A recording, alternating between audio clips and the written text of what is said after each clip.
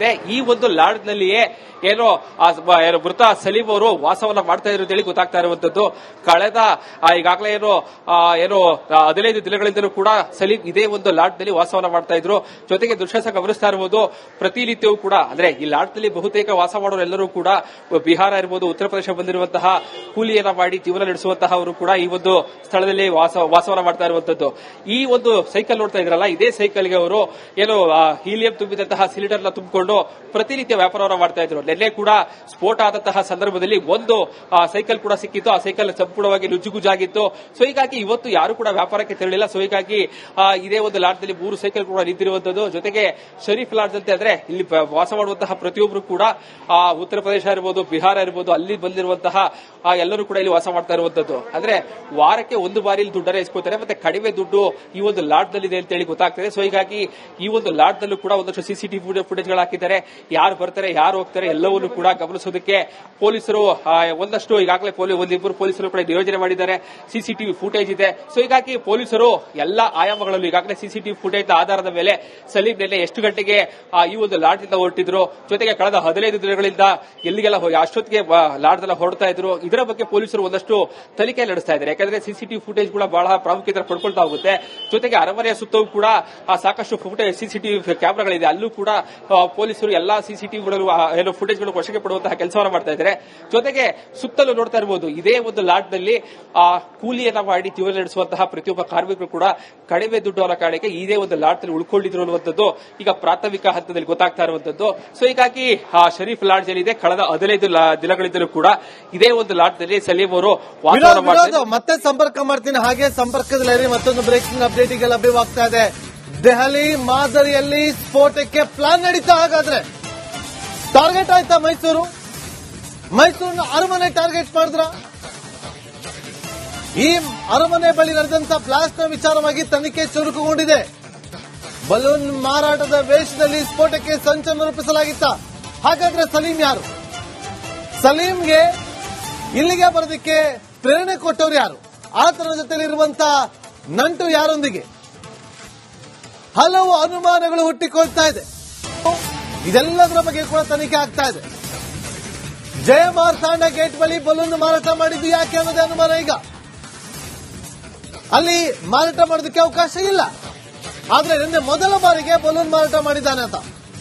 First time ಆತ ಬಂದಿದ್ದೆ ಅಲ್ಲಿಗೆ ಫಸ್ಟ್ ಟೈಮ್. ಯಾಕಂದ್ರೆ ಅಲ್ಲಿ ಪ್ರತ್ಯಕ್ಷದರ್ಶಿಗಳು ಅಲ್ಲಿ ಪ್ರತಿನಿತ್ಯ ವ್ಯಾಪಾರ ಮಾಡೋರು ಹೇಳಿದ್ರು, ನಾವು ಯಾವತ್ತೂ ನೋಡಿಲ್ಲ ಅವನ್ನ, ಫಸ್ಟ್ ಟೈಮ್ ಆತನನ್ನ ಇಲ್ಲಿ ನಾವು ನೋಡಿದ್ದು. ಆತ ಇಲ್ಲಿ ಬಂದು ಒಂದು ಅರ್ಧ ಗಂಟೆ ಆಗಿತ್ತು ಅಷ್ಟೇ ಅಂತ. ನಾಗೇಂದ್ರ ಬಾಬು, ಇದೇ ಈಗ ಸಾಕಷ್ಟು ಕುತೂಹಲ ಮೂಡಿಸ್ತಾ ಇರುವಂತದ್ದು. ಯಾಕಂದ್ರೆ ಸಲೀಂ ಅವರ ಹಿನ್ನೆಲೆಯೆಲ್ಲ ಕೆದಕುವಂತಹ ಸಂದರ್ಭದಲ್ಲೂ ಕೂಡ ಏನೋ ಅವರ ಇಡೀ ಜೊತೆಲಿದ್ದಂತಹ ಸ್ನೇಹಿತರಿರ್ಬೋದು, ಸಹೋದರರಿರ್ಬೋದು, ಅವರೆಲ್ಲರೂ ಕೂಡ ಏನೋ ಎಲ್ಲೆಲ್ಲಿ ಈ ರೀತಿಯಾದಂತಹ ಜಲನಿಬಿಡ ಪ್ರದೇಶಗಳಿದೆ, ಜೊತೆಗೆ ಹೈದರಾಬಾದ್ ಇರ್ಬೋದು, ಇಲ್ಲಿತರ ಪ್ರದೇಶಗಳಿಗೆ ಹೋಗಿ ಬಲೂನ್ ಅನ್ನ ಮಾರಾಟ ಮಾಡುವಂತಹ ವೃತ್ತಿಯನ್ನು ಅವರು ಮಾಡ್ತಾ ಇದ್ರು ಅಂತ ಹೇಳಿ ಈಗ ಸದ್ಯಕ್ಕೆ ಗೊತ್ತಾಗ್ತಾ ಇರುವಂತದ್ದು. ಜೊತೆಗೆ ನಿನ್ನೆ ಅಂದ್ರೆ ಮೊದಲ ಬಾರಿಗೆ ಆ ಒಂದು ಸ್ಥಳಕ್ಕೆ ಬಂದಿರುವಂತದ್ದು ಬಹಳ ಸ್ಪಷ್ಟವಾಗಿ ಅಲ್ಲಿನ ಪ್ರತ್ಯಕ್ಷದರ್ಶಿಗಳು ಹೇಳುವ ಸಂದರ್ಭದಲ್ಲೂ ಕೂಡ ಗೊತ್ತಾಗ್ತಾ ಇದ್ದು. ಆತ ಮೊದಲ ಬಾರಿಗೆ ಅಲ್ಲಿ ಬಂದಿದ್ದು ಓಕೆ, ಆದ್ರೆ ಕಳೆದ ಹಲವು ದಿನಗಳಿಂದಲೂ ಕೂಡ ಆತ ಏನೋ ಬಲೂನನ್ನ ಮಾರಾಟ ಮಾಡ್ತಾ ಇರುವಂತದ್ದು ಕೆಲಸವನ್ನ ಮಾಡ್ಕೊಂಡು ಬಂದಿದ್ರು. ಆದ್ರೆ ನಿನ್ನೆ ಸ್ಫೋಟ ಆಗೋದಕ್ಕೆ ಏನು ಕಾರಣ ಅನ್ನುವಂಥದ್ದು ಈಗ ಬಹಳ ಸ್ಪಷ್ಟವಾಗಿ ಗೊತ್ತಾಗಬೇಕಾಗಿದೆ. ಸೊ ಈಗಾಗಲೇ ನೋಡ್ತಾ ಇರಬಹುದು, ಈಗಾಗಲೇ ಆ ಸ್ಥಳಕ್ಕೆ ಈಗಾಗಲೇ ಪೊಲೀಸರು ಕೂಡ ಬಂದಿದ್ದಾರೆ. ಆದ್ರೆ ಶರೀಫ್ ಈ ಒಂದು ಲಾಡ್ಜ್ ಏನಿದೆ, ಈ ಒಂದು ಲಾಡ್ಜ್ ನಲ್ಲಿ ಪೊಲೀಸರು ಯಾರೇ ಒಳಭಾಗಕ್ಕೆ ಯಾರು ಹೋಗಬಾರದು ಅಂತ ಹೇಳಿ ಆರಂಭದಲ್ಲೇ ಅದನ್ನ ತಡೆಯುವಂತ ಕೆಲಸ ಮಾಡ್ತಾರೆ. ಜೊತೆಗೆ ಸಿಸಿಟಿವಿ ಫುಟೇಜ್ ಇರ್ಬೋದು ಎಲ್ಲವನ್ನೂ ಕೂಡ ವಶಕ್ಕೆ ಪಡೆಯುವಂತಹ ಕೆಲಸವನ್ನ ಮಾಡ್ತಾ ಇರುವಂತದ್ದು. ಈಗಾಗಲೇ ಏನು ಕಳೆದ ಹಲವು ವರ್ಷಗಳಿಂದಲೂ ಆ ಸಲೀಂ ಅವರ ಕುಟುಂಬ ಏನು ಬಲೂನ್ ವ್ಯಾಪಾರ ಮಾಡ್ತಿದ್ರೆ, ನಿನ್ನೆ ಮೊದಲ ಬಾರಿಗೆ ಸ್ಫೋಟ ಆಗೋದಕ್ಕೆ ಕಾರಣ ಏನು ಅನ್ನುವಂಥದ್ದು ಈಗ ಬಹಳ ಸ್ಪಷ್ಟವಾಗಿ ಗೊತ್ತಾಗಬೇಕಾಗಿರುವಂತದ್ದು. ಅದು ಕೂಡ ಸಾವಿರಾರು ಜನರು ಸೇರುವಂತಹ ಜಯಮಾರ್ತಾಂಡ ದ್ವಾರ ಏನಿದೆ, ಆ ಒಂದು ದ್ವಾರದಲ್ಲೇ ಸ್ಫೋಟ ಆಗಬೇಕು ಅಂತಂದ್ರೆ ಪ್ರಮುಖ ಕಾರಣ ಏನು ಅನ್ನುವಂಥದ್ದು ಈಗ ಸಾಕಷ್ಟು ಯಕ್ಷ ಪ್ರಶ್ನೆ ಆಗ್ತಾ ಇರುವಂತದ್ದು. ಸೊ ಹೀಗಾಗಿ ಪೊಲೀಸರು ಕೂಡ ಈ ಎಲ್ಲ ಆಯಾಮಗಳಲ್ಲೂ ಕೂಡ ಈಗಾಗಲೇ ತನಿಖೆ ಚುರುಕುಗೊಳಿಸಿರುವಂತದ್ದು.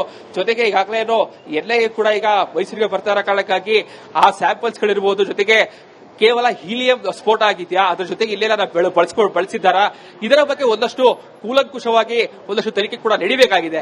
ಜೊತೆಗೆ ಒಂದು ಅನುಮಾನ ಅಂದ್ರೆ ಬಹಳ ಸ್ಪಷ್ಟವಾಗಿ ಗೊತ್ತಾಗ್ತಾ ಇರೋದಂತಂದ್ರೆ, ಎಲ್ಲೇನೆ ಮೊದಲ ಬಾರಿಗೆ ಆ ಹೀಲಿಯಂ ಸಿಲಿಂಡರ್ ಸ್ಫೋಟ ಹಾಕಬೇಕು ಅಂತಂದ್ರೆ ಏನು ಕಾರಣ ಅನ್ನುವಂಥದ್ದು ಎಲ್ಲರ ಕಡೆಗೂ ಸಾಕಷ್ಟು ಚರ್ಚೆಗಳಾಗ್ತಾ ಇರುವಂತದ್ದು.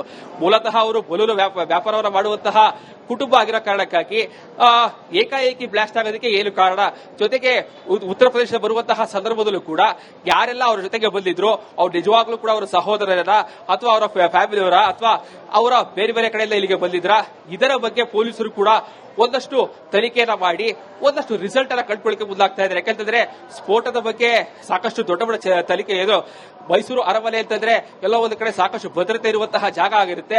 ಸುತ್ತಲೂ ಕೂಡ 4 ಗೇಟ್ಗಳಲ್ಲೂ ಕೂಡ ಪೊಲೀಸರು ಸಾಕಷ್ಟು ಅಲರ್ಟ್ ಆಗಿರ್ತಾರೆ, ನೂರಾರು ಸಿಸಿಟಿವಿಗಳಿರ್ತವೆ. ಆದರೂ ಕೂಡ ಇಂತಹ ಪ್ರದೇಶದಲ್ಲಿ ಕೂಡ ಈ ಒಂದು ರೀತಿಯಾದಂತಹ ಸ್ಫೋಟ ಆಗುತ್ತೆ ಅಂತಂದ್ರೆ ಒಂದಷ್ಟು ಅನುಮಾನ ಉಂಟಾಕೊಟ್ಟ ಕಾರಣಕ್ಕಾಗಿ ಪೊಲೀಸರು ಕೂಡ ಎಲ್ಲಾ ಆಯಾಮಗಳು ಕೂಡ ಈಗ ತನಿಖೆಯನ್ನು ಚುರುಕುಗೊಳಿಸಿರುವಂತದ್ದು.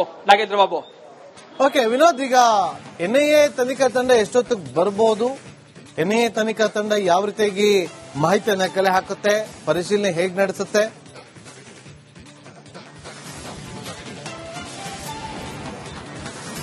ನಾಗೇಂದ್ರ, ಬಹಳ ಪ್ರಮುಖವಾಗಿ ಸುಮಾರು 1-1.5 ಗಂಟೆ ಅಷ್ಟೊತ್ತಿಗೆ ಮೈಸೂರಿಗೆ ಎನ್ಐಎ ತಂಡ ಆಗಮಿಸುತ್ತೆ ಅಂತ ಹೇಳಲಾಗ್ತಾ ಇದೆ.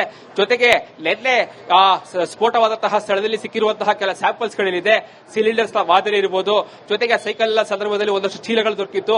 ಆ ಚೀಲದ ಮಾದರಿಗಳೆಲ್ಲವನ್ನು ಕೂಡ ಈಗಾಗಲೇ ಪೊಲೀಸರು ವಶಕ್ಕೆ ಪಡೆದುಕೊಂಡಿದ್ದಾರೆ. ಮೊದಲಿಗೆ ಅವರು ಪೊಲೀಸರ ಬಳಿ ಮಾಹಿತಿಯನ್ನು ಕಲೆ ಹಾಕಿ ತದನಂತರ ಸ್ಪಾಟ್ ಅನ್ನ ವಿಸಿಟ್ ಮಾಡ್ತಾರ, ಇಲ್ಲಾದಲ್ಲಿ ಮೊದಲಿಗೆ ಜೈವಾರ್ ದ್ವಾರಕ್ಕೆ ಬಂದು ಅಲ್ಲಿರುವಂತಹ ಕೆಲವೊಂದಷ್ಟು ಈಗಾಗಲೇ ಸಾಕ್ಷಿ ನಾಶ ಆಗಬಾರದು ಅಂತೇಳಿ ಪೊಲೀಸರು ಕೂಡ ಬ್ಯಾರಿಕೇಡ್ ಅನ್ನು ಹಾಕಿ ಸಾಕಷ್ಟು ಸಾಕ್ಷಿಗಳ ಸಂರಕ್ಷಿಸಿದ್ದಾರೆ. ಸೊ ಹೀಗಾಗಿ ಮೊದಲಿಗೆ ಅಲ್ಲಿಗೆ ವಿಸಿಟ್ ಮಾಡ್ತಾರ ಅದು ಗೊತ್ತಿಲ್ಲ.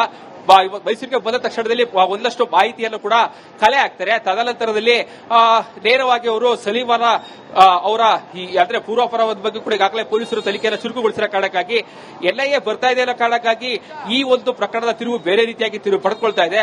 ಸೊ ಹೀಗಾಗಿ ಸಲೀಂ ಉದ್ದೇಶಪೂರ್ವಕವಾಗಿ ಈ ಒಂದು ಘಟನೆ ಮಾಡಿದ್ದ ಅಥವಾ ಬೈ ಆಕ್ಸಿಡೆಂಟ್ ಆಗಿ ಈ ರೀತಿಯಾದಂತಹ ಘಟನೆ ಆಗಿದ್ಯಾ, ಇದರ ಬಗ್ಗೆ ಪೊಲೀಸರು ಮತ್ತೆ ಎನ್ಐಎ ತಂಡ ಒಂದಷ್ಟು ಬೇರೆ ಬೇರೆ ಆಯಾಮಗಳಲ್ಲಿ ತನಿಖೆಯನ್ನು ಮಾಡ್ತಾ ಇದೆ. ಸಹಜವಾಗಿ ಜೈವಾರ್ ತಂಡ ದ್ವಾರ ಏನಿದೆ ಅಲ್ಲಿ ಸಾಕಷ್ಟು ಸಂಖ್ಯೆಯಲ್ಲಿ ಪ್ರವಾಸಿಗರು ಬರ್ತಾ ಇದ್ದಾರೆ. ಸೊ ಇದೆಲ್ಲ ತಿಳಿದು ಆ ಒಂದು ಜಾಗದಲ್ಲಿ ಬ್ಲಾಸ್ಟ್ ಅನ್ನ ಮಾಡಿದ್ರ ಅನ್ನುವಂಥದ್ದು ಈಗ ಸಾಕಷ್ಟು ಯಕ್ಷ ಪ್ರಶ್ನೆ ಆಗ್ತಾ ಇರುವಂತದ್ದು. ಸೊ ಹೀಗಾಗಿ ಎನ್ಐಎ ಅವರು ಯಾವೆಲ್ಲ ಆಯಾಮಗಳಲ್ಲಿ ಜೊತೆಗೆ ಯಾವೆಲ್ಲ ಸಾಕ್ಷಿಗಳನ್ನ ಕೂಡ ಅವರು, ಯಾಕಂದ್ರೆ ಅವ್ರು ಮೊದಲಿಗೆ ಬರುವಂತಹ ಸಂದರ್ಭದಲ್ಲಿಯೇ ಸಾಕಷ್ಟು ಮಾಹಿತಿಗಳನ್ನ ಸಂಗ್ರಹ ಮಾಡಿಕೊಂಡೇ ಬರ್ತಾರೆ. ಸೊ ಹೀಗಾಗಿ ಅವರ ಬಳಿ ಇರುವಂತಹ ಮಾಹಿತಿಗಳು ಜೊತೆಗೆ ಮೈಸೂರು ಪೊಲೀಸರು ಕಲೆಕ್ಟ್ ಮಾಡಿರುವಂತಹ ಮಾಹಿತಿಗಳು ಎಲ್ಲವನ್ನು ಕೂಡ ಪರಿಶೀಲನೆ ನಡೆಸಿದ ನಂತರದಲ್ಲಿ ಈ ಒಂದು ಪ್ರಕರಣಕ್ಕೆ ನಿಜವಾದಂತಹ ಕಾರಣ ಗೊತ್ತಾಗಬೇಕಾಗಿರುವಂತದ್ದು. Nagendra Babu. Okay, thank you Vinod. ಸಾಕಷ್ಟು ಸಂಖ್ಯೆಯಲ್ಲಿ ಪ್ರವಾಸಿಗರು ಬರ್ತಾ ಇದ್ದಾರೆ. ಸೊ ಇದೆಲ್ಲ ತಿಳಿದು ಆ ಒಂದು ಜಾಗದಲ್ಲಿ ಬ್ಲಾಸ್ಟ್ ಅನ್ನ ಮಾಡಿದ್ರ ಅನ್ನುವಂಥದ್ದು ಈಗ ಸಾಕಷ್ಟು ಯಕ್ಷ ಪ್ರಶ್ನೆ ಆಗ್ತಾ ಇರುವಂತದ್ದು. ಸೊ ಹೀಗಾಗಿ ಎನ್ಐಎ ಅವರು ಯಾವೆಲ್ಲ ಆಯಾಮಗಳಲ್ಲಿ ಜೊತೆಗೆ ಯಾವೆಲ್ಲ ಸಾಕ್ಷಿಗಳನ್ನ ಕೂಡ ಅವರು, ಯಾಕಂದ್ರೆ ಅವ್ರು ಮೊದಲಿಗೆ ಬರುವಂತಹ ಸಂದರ್ಭದಲ್ಲಿಯೇ ಸಾಕಷ್ಟು ಮಾಹಿತಿಗಳನ್ನ ಸಂಗ್ರಹ ಮಾಡಿಕೊಂಡೇ ಬರ್ತಾರೆ.